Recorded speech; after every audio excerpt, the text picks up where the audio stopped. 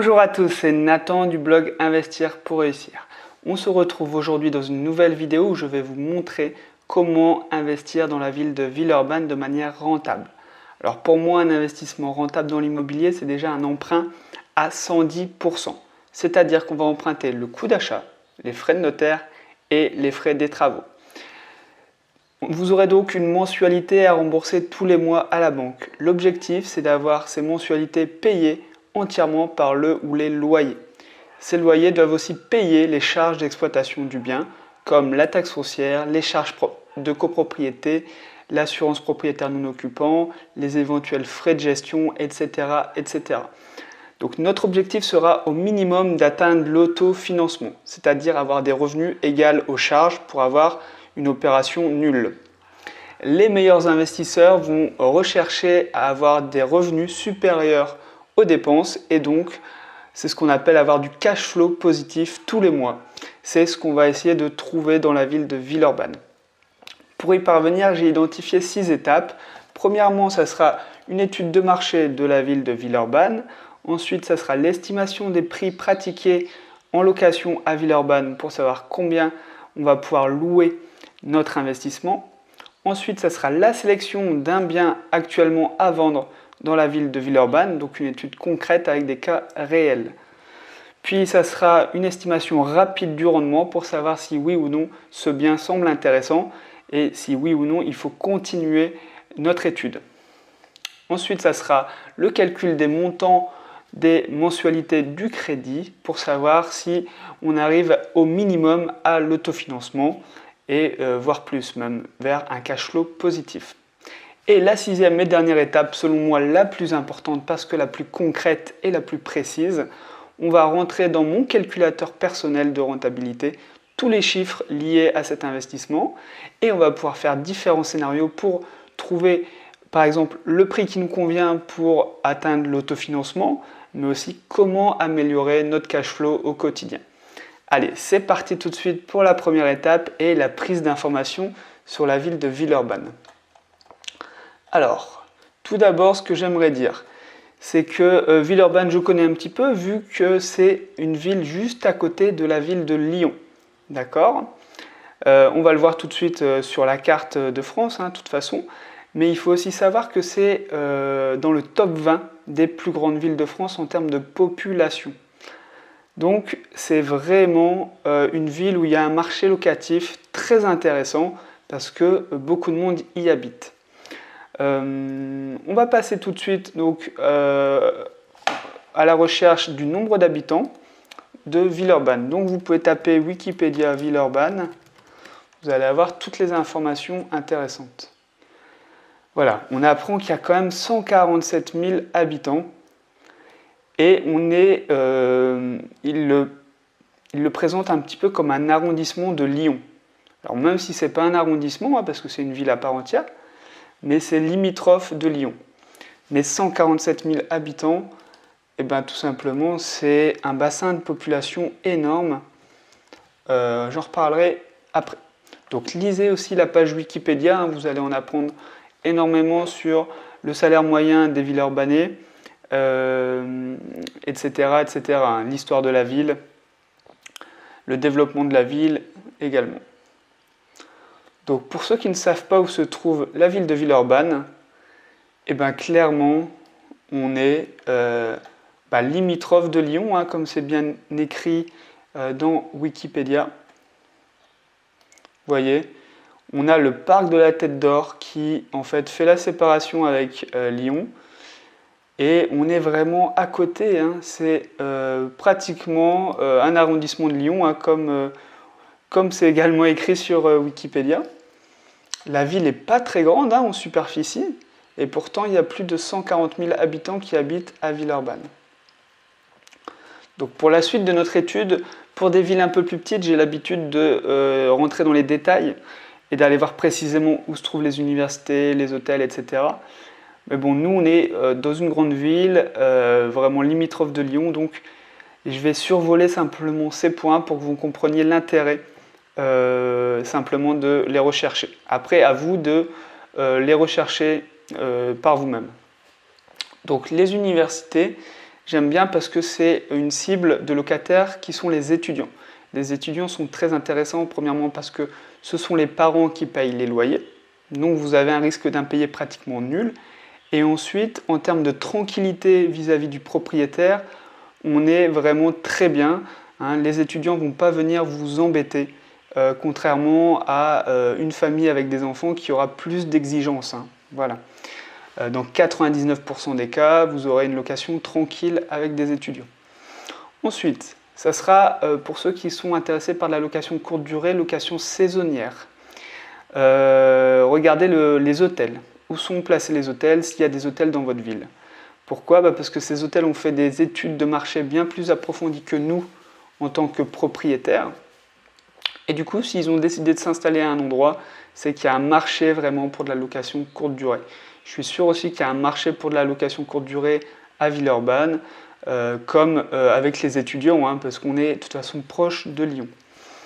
Les hôpitaux, on oublie, mais il y a énormément de personnel médical et non médical qui travaille dans un hôpital. C'est souvent plus de 5000 personnes dans les grandes villes de France. Donc intéressant aussi de viser, pourquoi pas, ces personnes comme locataires. Et puis dans les grandes villes, ça va être les transports en commun, très important, tout simplement pour les étudiants pour se rendre dans leurs écoles et aussi pour les travailleurs pour aller au travail. J'ai habité 5 ans à Paris, je sais que les transports en commun, c'est un critère très très important quand on souhaite se déplacer dans une grande ville. Donc ça, on va regarder des biens du coup à proximité des transports en commun, ça va faire la différence.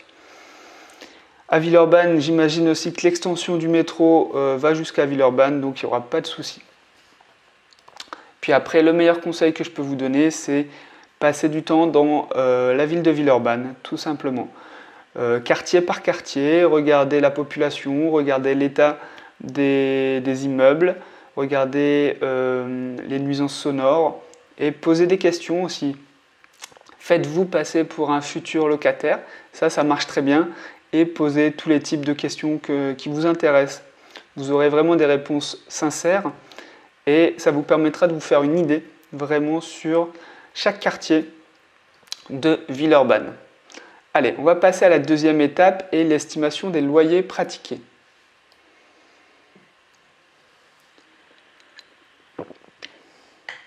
Alors, vous l'avez compris, nous, on souhaite emprunter la totalité du projet immobilier tout en ayant un cash flow positif tous les mois. Pour y parvenir, il va falloir transformer vraiment le bien immobilier, transformer son mode de location, transformer son exploitation pour augmenter les revenus et ainsi avoir du cash flow tous les mois. Donc il y a plusieurs solutions, ça pourrait être de la division par exemple, diviser un grand appartement en 2 studios ou en 2 T2. Ça pourrait être agrandir un studio et créer une chambre dans ce studio pour le louer au prix d'un T2. Ça peut être aussi faire de la location courte durée, louer à la nuit. Forcément, vous louerez plus cher que si vous louez à l'année. Et ça peut être aussi, par exemple, de la colocation. J'aime bien ce mode parce que on achète une grande surface, du coup, le prix au mètre carré est plus faible, mais cependant, on va louer à la chambre. Et du coup, on va avoir des revenus locatifs bien plus intéressants que si on le louait en l'état. Donc, on va partir sur de la colocation pour la suite de cet exemple. Ce qui est bien, c'est qu'il y a 50% d'étudiants, 50% de jeunes actifs qui recherchent des colocations. Donc, on mise un petit peu sur 2 tableaux, les étudiants et les jeunes travailleurs. Donc, pour regarder les prix pratiqués en colocation, on va aller sur le site du Bon Coin et on va regarder les prix pratiqués pour une colocation.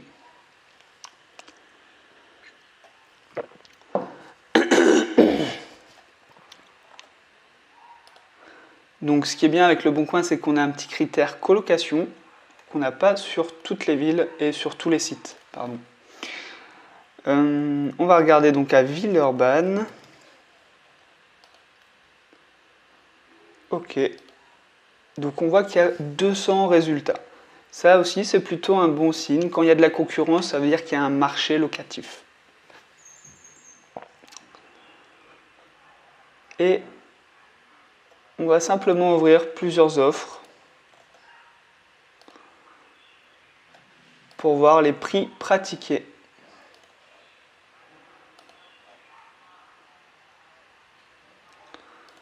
Alors, donc, T3, 400 € avec les charges. Bon, on va noter 400 €. On n'a pas beaucoup d'informations, mais c'est pas grave, on a le prix. Ici, on a, ok, 60 mètres carrés.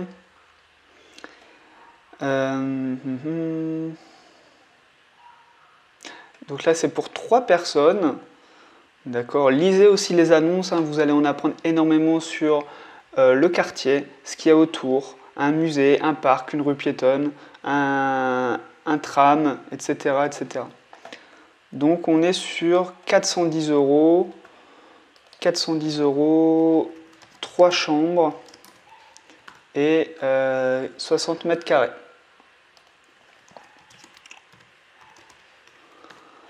Ok. Ici, on est sur du 300... Ah non, on est... regardez bien les annonces parce que des fois, les vendeurs, enfin les propriétaires n'incluent pas les charges à l'intérieur. C'est le cas ici. Donc le loyer est plutôt de 470 €. 4 étudiants, enfin 4 chambres en tout cas. Il le marque étudiants ou jeunes actifs, hein, donc il le sait très bien qu'il y a les deux types de population qui recherchent une colocation.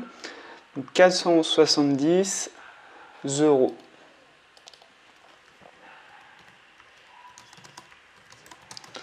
Quatre chambres, 77 mètres carrés. Ok. Et une dernière annonce de colocation. 538 €. D'accord. J'imagine qu'il y a 2 chambres. Voilà, c'est pour 2 colocataires. 538 €. Eh bien, un petit peu plus cher quand même. Hein. 538 €, 2 chambres et 538 €. Alors après, c'est peut-être parce qu'il est à Lyon, il n'est pas à Villeurbanne exactement. C'est pas grave, on va noter quand même. Donc voilà, on va faire une conclusion un petit peu des prix pratiqués. Si vous avez un peu plus de temps, vous pouvez prendre plus d'exemples hein, de loyers pratiqués en colocation. Nous, pour la suite de cette vidéo, du coup, on va partir sur un loyer de 410 €. Hein. On ne va pas prendre un loyer très élevé, on ne va pas prendre de risques et se faire peur si jamais on n'arrive pas à louer à ce prix-là. Donc, je prends un loyer très raisonnable où je suis sûr de louer parce qu'on va faire des travaux, on va le rénover, on va créer de la valeur pour pouvoir le louer aussi correctement et assez cher. Donc, on va partir sur 410 €, rien ne nous empêchera de faire un scénario avec 450 € ou 470 € la chambre. On passe du coup à l'étape numéro 3 et la sélection d'un bien à vendre. Donc pour de la colocation, au minimum, je vous conseille de partir sur 3 colocataires minimum, histoire de rentabiliser l'espace de manière intéressante. 2, c'est vraiment pour moi assez faible, hein, l'avantage de faire de la colocation. Donc 3 minimum, et nous on va même partir sur 4 colocations, 4 chambres en tout cas. Et on va aussi créer une deuxième salle de bain, histoire de créer un confort supplémentaire pour nos colocataires. Alors certains partent aussi sur plus de colocataires, 5, 6, 7, 8, 9 colocataires, j'ai déjà vu. Mais bon, ça dépend de chacun. Nous, on va partir sur 4 colocataires, comme je l'ai dit. Et on va partir sur un bien de 80 mètres carrés au minimum, histoire d'avoir la place pour 4 chambres et 2 salles de bain. Donc j'utilise le site Villeurbanne, le site bien ici, pour retrouver des annonces de vente. Vous allez comprendre pourquoi.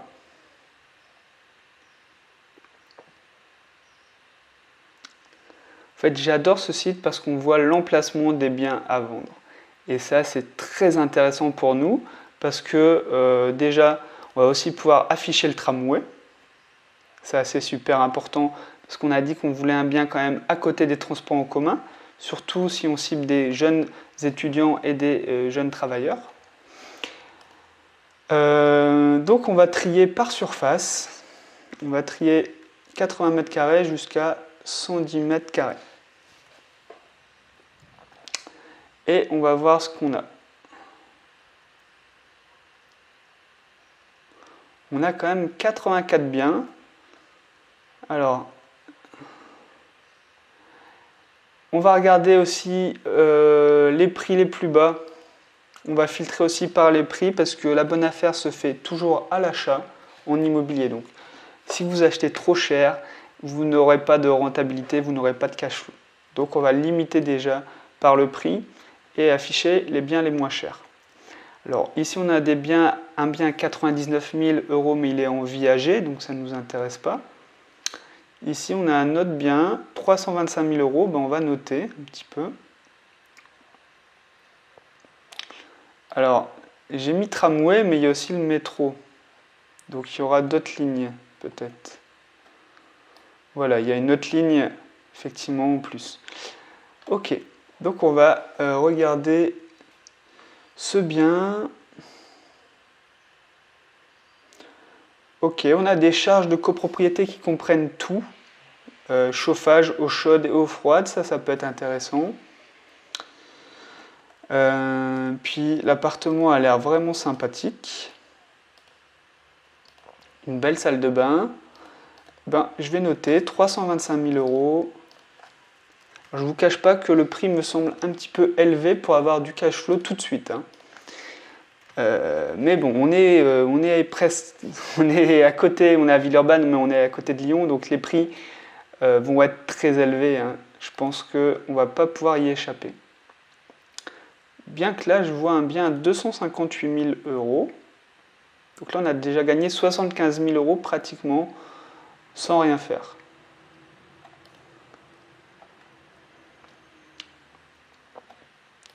Actuellement, il n'y a que 2 chambres. Et on a quand même une place de parking en plus. Donc ça peut être intéressant pour augmenter aussi la rentabilité d'un bien. Donc 258 000 €, je vais noter 83 mètres carrés. Il ne faut pas oublier qu'on va faire des travaux à l'intérieur, donc il ne faut pas avoir peur de la déco existante, hein, ça va être rénové. Alors là, j'ai un bien à 230 000 €.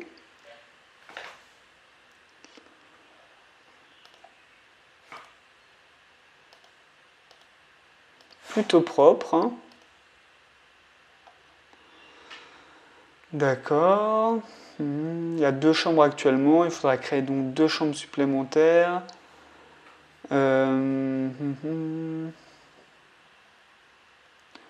230 000 €, 84 mètres carrés.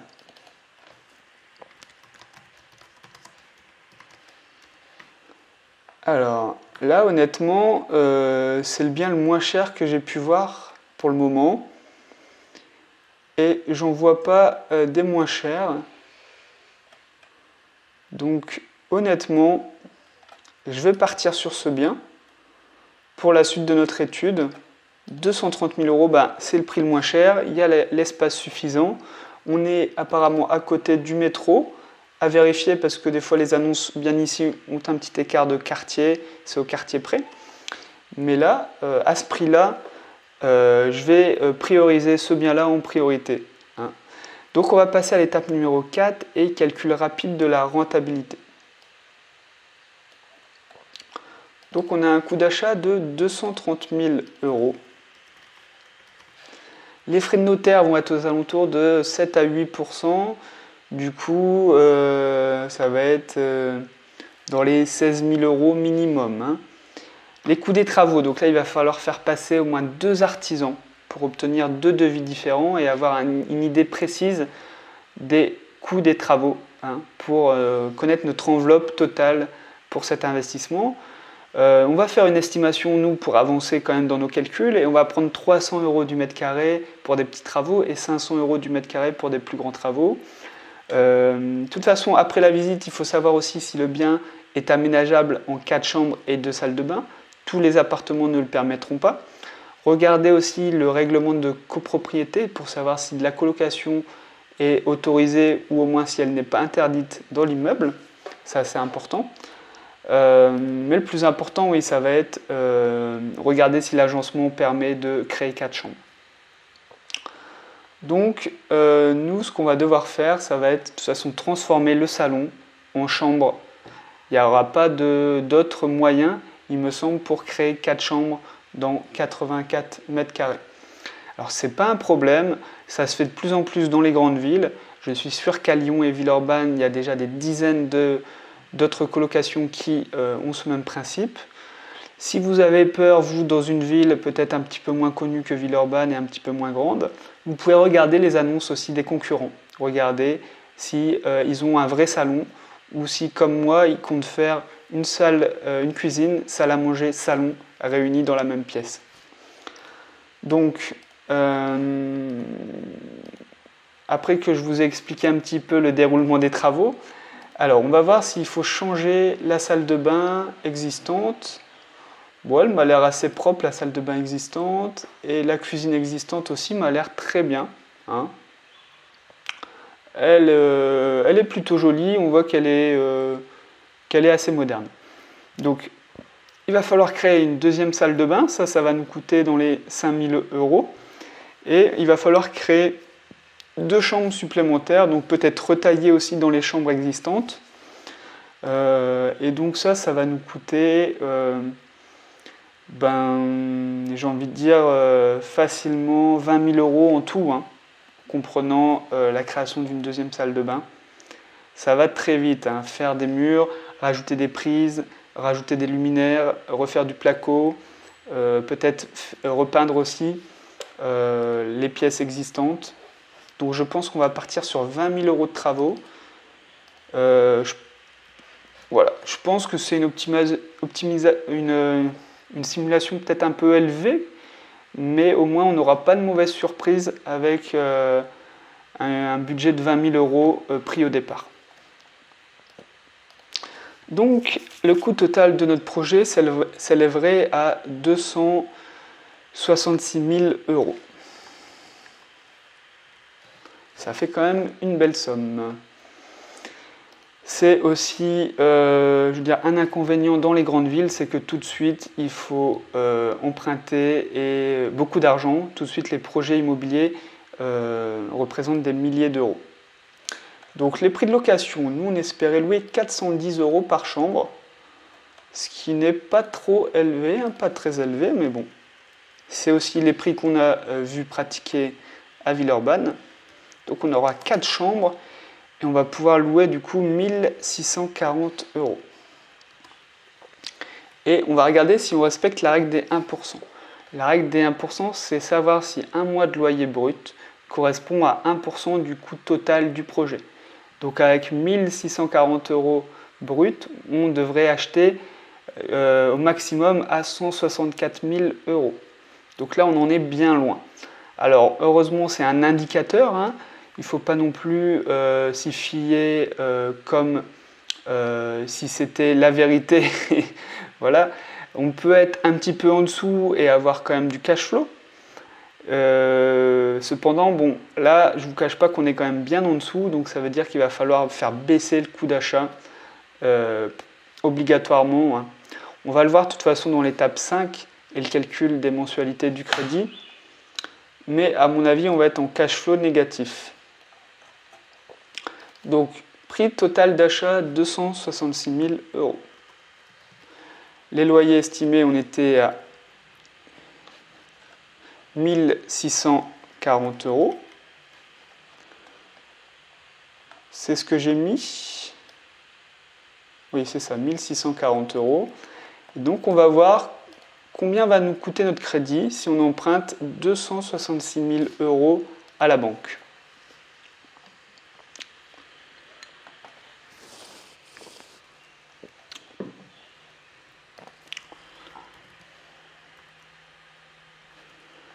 On va prendre une durée de prêt sur la durée la plus longue possible. En général, c'est 20 ans pour un investissement immobilier. Pourquoi? Pour avoir les mensualités les plus petites possibles et ainsi avoir un meilleur cash flow, tout simplement. Le taux, il ne faut pas espérer avoir le meilleur taux. On va emprunter la totalité à la banque, donc il va falloir faire des compromis avec la banque et lâcher à quelques endroits. Donc si vous obtenez un taux de 2%, parce que le montant du prêt est élevé, donc c'est un risque important pour la banque, un taux de 2% c'est très bien. Je le rappelle, l'objectif c'est vraiment d'avoir le prêt à 110%, être financé à 110% par la banque. Je reviens aussi sur la durée du prêt. Vous allez me dire oui, mais le coût du crédit est plus élevé. Alors là, je vais vous dire que c'est vrai, mais ce n'est pas vous qui allez rembourser le crédit, ce sont les locataires. Donc utiliser l'argent des autres, c'est vraiment le meilleur moyen pour investir et gagner de l'argent. Pour le taux de l'assurance, par contre, essayez d'avoir un meilleur taux et dans les 0,1%. Au pire, vous faites de la délégation d'assurance.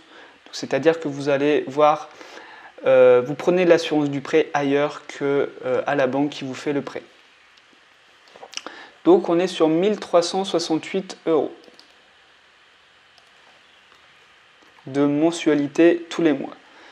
Alors j'ai oublié de faire une estimation des revenus nets de notre location. On va enlever automatiquement 30% sur les revenus bruts pour avoir une estimation des revenus nets. Pourquoi? Parce que c'est ce que la banque va faire quand vous allez aller les voir.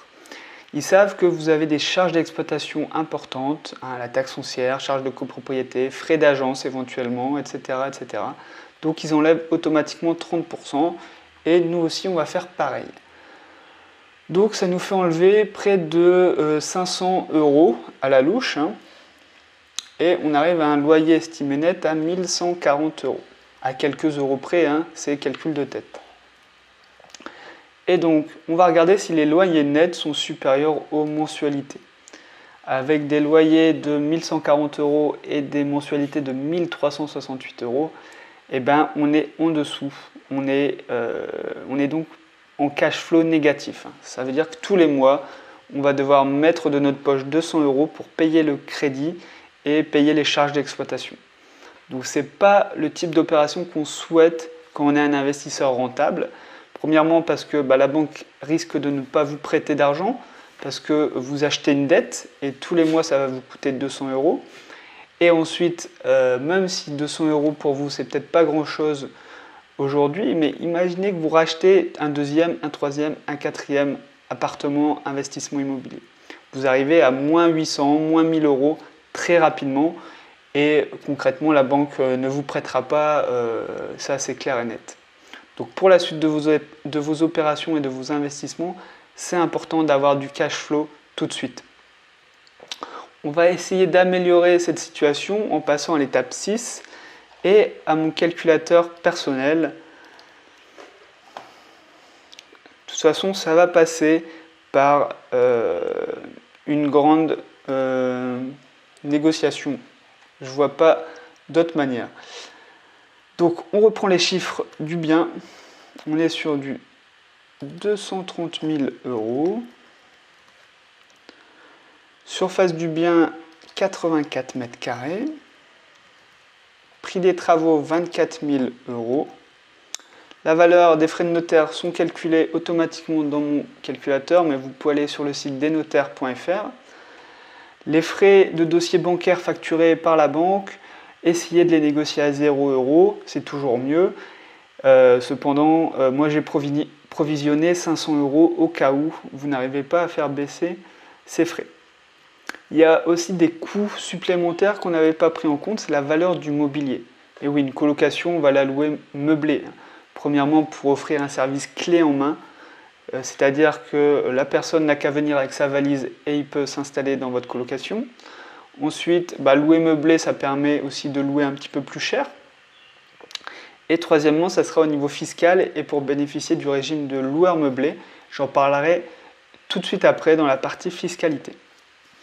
Donc concrètement, pour meubler une colocation de 4 chambres, c'est dans les 8 à 10 000 euros, environ 1500 euros par chambre, avec un lit, un matelas, un dressing, un bureau, une chaise, une table basse, une petite lampe. Et après, on retrouve la cuisine, hein, une table, une chaise, un salon, peut-être une télé, des ustensiles et de l'électroménager. Voilà, donc on en a pour 8 000 euros à peu près. Ok, donc la partie financement, on emprunte finalement un petit peu plus que prévu avec la valeur du mobilier. La durée d'emprunt et les taux sont identiques que dans l'étape précédente. On met 0 € d'apport, hein. Ça c'est important pour nous.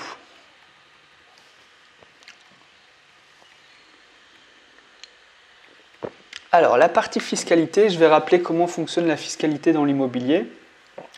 Elle dépend de votre tranche marginale d'imposition, le fameux TMI, qui est défini par vos revenus de salarié. Plus vous gagnez d'argent, plus vous montez de tranche, donc 14, 30, 40% et même 50% pour ceux qui gagnent vraiment beaucoup d'argent. On va prendre un exemple à quelqu'un qui est à 30%, donc il va payer 30% d'impôt sur ses revenus immobiliers, plus il va falloir rajouter la CSG, les prélèvements sociaux de 17,2%. Donc en fait, il va payer 47,2% d'impôt sur ses revenus imposables. Donc les revenus imposables, c'est les revenus immobiliers. Après, il y a différents régimes de déclaration. On a le régime réel et le régime micro-foncier. Mais concrètement, ça impacte énormément la rentabilité du bien. Vous avez compris, 47,2% d'impôt sur les revenus imposables. Donc c'est énorme. Heureusement, avec de la location meublée, on a la possibilité d'amortir le prix du bien sur 30 ans. 230 000 € sur 30 ans, ça nous fait plus de 7 000 € par an, tout simplement à amortir. Ensuite, on peut amortir le coût des travaux. Alors, le coût des travaux, on était parti sur 20 000 €. 20 000 €, hop. Donc ça, c'est pareil en location nue, on peut amortir le coût des travaux. Ensuite, on peut amortir les frais de notaire. Ça, c'est pas possible en location nue. Hein, amortir les frais de notaire, c'est exceptionnel, fiscalement, hein, bien sûr. On peut amortir les frais de dossier bancaire et on peut amortir la valeur du mobilier sur 6 ans. Ça, c'est forcément pas possible en location nue. Donc, ce qui veut dire que vous allez vous créer une montagne de déficit. Et petit à petit, année après année, vous allez rogner ce déficit. Pendant toutes ces années, vous allez payer 0 € d'impôt. Et au bout d'un moment, vous allez forcément payer des impôts. Cependant, là, vu le déficit qu'on a, vous êtes tranquille pour 7-8 ans sans problème, hein, en payant 0 € d'impôt. C'est vraiment le meilleur régime fiscal pour démarrer dans l'immobilier et pour investir dans l'immobilier. C'est le régime meublé. Ensuite, j'espère aussi que vous comprenez l'intérêt de faire des travaux. L'intérêt de faire des travaux, ça va vous permettre de mettre un bien dans un état neuf, pouvoir le louer plus facilement parce qu'il va être plus attractif, le louer plus cher, et tout en évitant de payer des impôts par la suite. Alors que si vous payez des impôts, eh ben, vous restez avec votre bien ancien que vous avez peut-être du mal à louer et que vous louez moins cher. Donc autant mettre des euros dans les travaux que mettre vos euros dans les impôts. Voilà.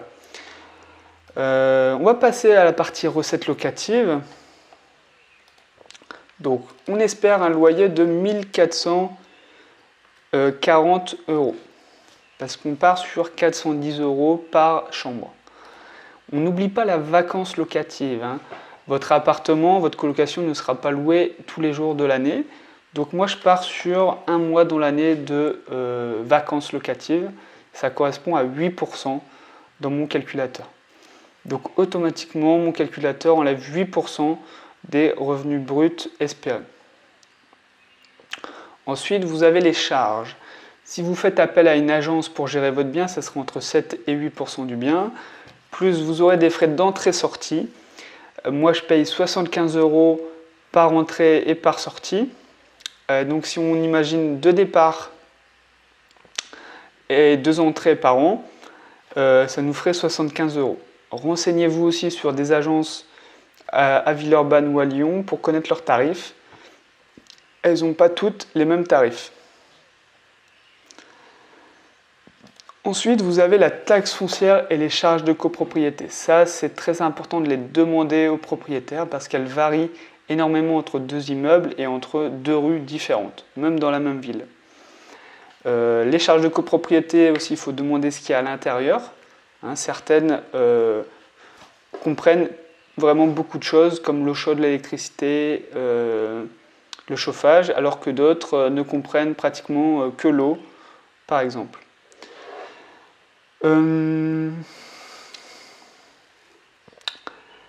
Donc, on n'a pas du tout d'informations dans l'annonce immobilière, donc il va falloir faire des estimations. Je vais partir sur des charges de copropriété de 150 € par mois, parce que ça monte très vite, surtout dans les grandes villes. Donc 150 € par mois, ça nous fait déjà donc, du 1700 € tous les ans. Si je ne me trompe pas, 150 €, oui c'est ça, hein, c'est ça. Et la taxe foncière, on va partir sur 850 € de taxe foncière. Peut-être que c'est plus, peut-être que c'est moins, à vérifier.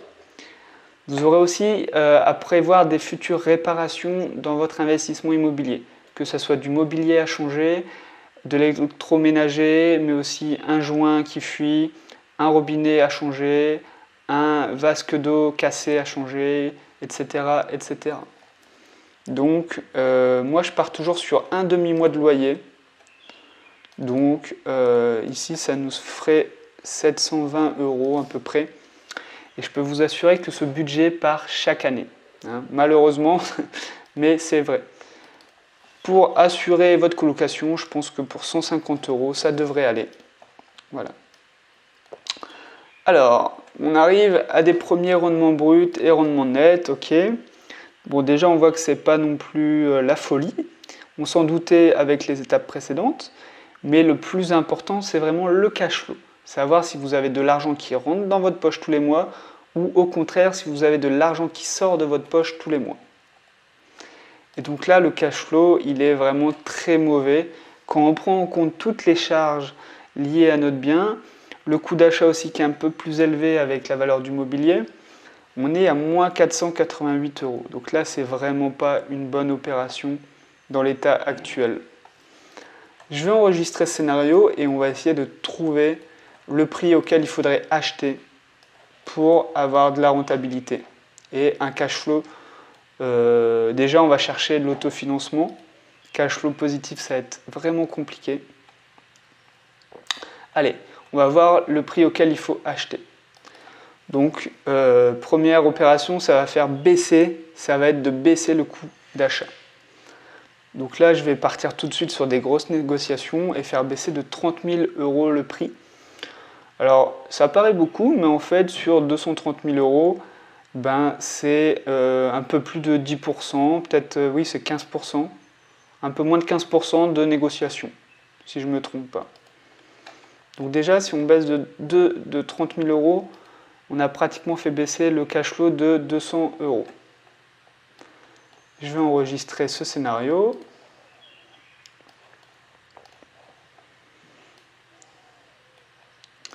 Il va falloir encore faire baisser le prix. De toute façon, vis-à-vis du vendeur, vous, ce que vous devez dire, c'est que vos chiffres ne vous permettent pas d'acheter à ce prix-là. C'est clair.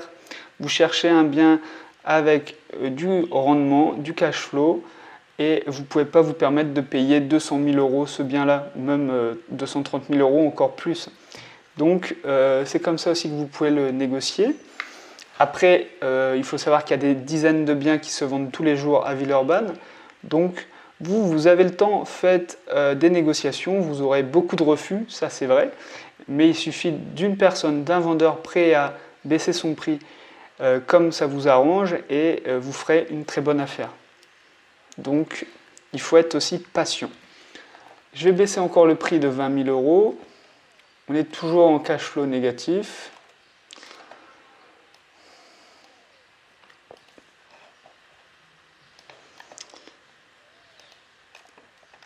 Donc là, on a déjà fait baisser le prix de 50 000 euros. Je vais encore partir sur une négociation de 10 000 euros. Mais on voit que ça va être dur d'avoir un bien avec du cash flow positif. Donc, le deuxième moyen pour améliorer aussi le cash flow, c'est d'augmenter la durée du prêt. Là, on est sur une grosse somme à emprunter, donc ça va être possible de demander, pourquoi pas, sur 25 ans. On appelle ça aussi des prêts gigognes. Enfin, on peut faire un prêt unique de 25 ans, mais on peut aussi faire des prêts gigognes. C'est deux prêts qui se cumulent, un prêt de 10 ans et un prêt de 15 ans, par exemple. Et donc là, je pense qu'il va falloir partir sur une durée de prêt de 25 ans si on veut avoir un cash flow intéressant. Enfin, un cash flow. Se rapprocher de l'autofinancement. Hein. Regardez. Voilà, sur 25 ans, d'un coup, on passe en positif. Enfin, positif. Plus 17 euros, on peut dire qu'on est à l'autofinancement. Hein. Alors, je vais aussi faire une autre simulation avec un loyer un petit peu plus élevé. On était parti sur 410 euros. On peut partir quand même sur 450 euros en estimation un petit peu plus élevée, mais qui n'est pas impossible, loin de là. Hein. Donc ça nous fait donc... Ah mais je me suis trompé. Je me suis trompé, le loyer est de 1640 euros. 1640 euros. Ok. Ben, on va partir, on va... Forcément, du coup, ça va changer beaucoup de choses. Je vais supprimer, si je peux... Effectivement, donc forcément avec un loyer pas terrible de 1640, enfin, vous avez compris, hein, j'avais mis 200 euros de moins de loyer. Donc c'est pas grave. On va enregistrer les scénarios avec le loyer normal. C'est vrai que ça me paraissait beaucoup en cash flow négatif quand même. Hein. Donc loyer de 410 euros, 25 ans. Ok. Et je vais remettre sur 20 ans pour que vous voyez bien la différence.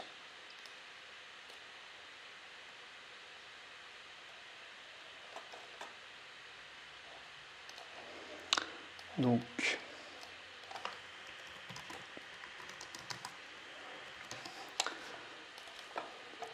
ok. On va aussi donc faire une estimation avec un loyer plus élevé à 450 euros. Donc ça nous fait du 1800 euros brut.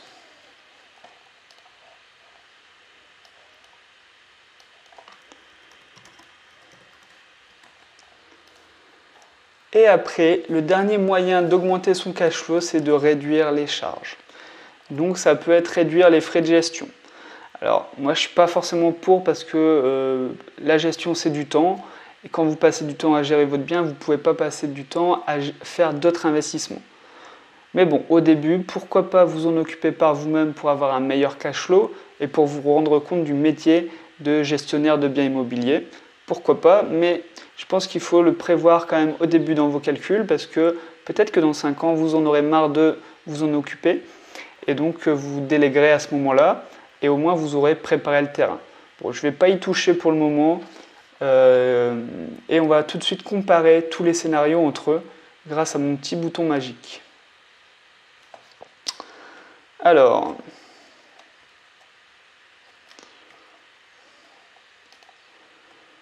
comme on a beaucoup de scénarios, c'est pas très clair, mais on va récapituler. Donc, les premiers scénarios, on s'était trompé dans le loyer, on avait mis moins 200 euros, forcément loyer en moins, du coup on avait un cash flow négatif, extrêmement négatif. Après, On a, si on revient donc à un scénario un petit peu plus normal, ici c'était la durée du prêt sur 25 ans avec un prix d'achat à 170 000 €. On est arrivé tout juste à l'autofinancement. Là, c'est le même scénario avec le bon prix du loyer, d'accord, mais sur 25 ans également et à 170 000 €. On est à 200 € de cash flow. Et là, c'est le bon prix du loyer mais sur 20 ans. Donc voilà, sur 20 ans, on a un cash flow de 16 €. Donc à vous de savoir quelle est la meilleure solution. Avoir 16 €, donc c'est-à-dire être à l'équilibre pendant 20 ans tous les mois, ou avoir pratiquement 200 € tous les mois pendant 25 ans. Pour moi, c'est mieux de prendre un prêt sur 25 ans. Vous aurez une marge de sécurité aussi tous les mois. Et en plus, vous gagnez quand même un petit billet, voire un gros billet quand même à la fin des mois, tous les mois, pendant 25 ans. Vous avez vraiment un bien qui se paye tout seul. Et ensuite, le dernier scénario, on est toujours sur 20 ans, mais on augmente le loyer à 450 € par chambre. Et du coup, on passe de 16 € de cash flow à 153 € de cash flow. Alors effectivement, là, ça serait peut-être bien intéressant de garder un prêt sur 20 ans et de pouvoir louer à 450 €. On aurait là aussi un petit billet, une belle marge de plus par rapport à l'autofinancement. En tout cas, on a quand même vu qu'il fallait acheter dans les 170 000 € si on prenait notre estimation de location normale, hein, l'estimation du loyer normal. Donc ça nous fait quand même 60 000 € de négociation. C'est possible, c'est à vous de, de trouver le bon vendeur aussi qui sera prêt à faire baisser son prix, ça c'est important. Bon, on arrive vers la fin de cette vidéo. J'espère vous avoir pu vous démontrer qu'il était possible d'atteindre l'autofinancement. Le cash flow à Villeurbanne, ça va être un petit peu compliqué, hein. Il va falloir jouer sur, comme on l'a vu, plusieurs éléments. On aurait pu aussi faire un autre exemple avec un achat d'immeubles de rapport où on va acheter 5-6 appartements d'un coup et donc ça va nous coûter moins cher que d'acheter 5-6 appartements les uns à la suite des autres. Ou alors aussi, pourquoi pas de la location courte durée, même si la location courte durée, ça va être pour visiter la ville de Lyon, on est d'accord, hein. Donc les gens choisiront peut-être un emplacement à Lyon. Après, avec le métro, comme on est limitrophe aussi, pourquoi pas un arrêt de métro pas trop loin de Lyon. En tout cas, si vous voulez en apprendre davantage sur l'investissement immobilier, vous pouvez vous abonner à ma chaîne YouTube. Vous pouvez aussi télécharger mon calculateur pour faire vous aussi vos propres calculs. C'est dans la description de cette vidéo. Et vous pouvez aussi télécharger mon guide pour faire la bonne affaire. Je donne 7 astuces pour acheter en dessous du prix du marché. Autant vous dire que ça sera très utile ici à Villeurbanne. C'est aussi dans la description de cette vidéo. Vous pouvez aussi mettre en commentaire le nom d'une ville dans laquelle vous aimeriez que je fasse le même type de vidéo. Et moi, je vais vous souhaiter de très bons investissements à Villeurbanne, mais aussi partout ailleurs. Et je vous dis à la prochaine.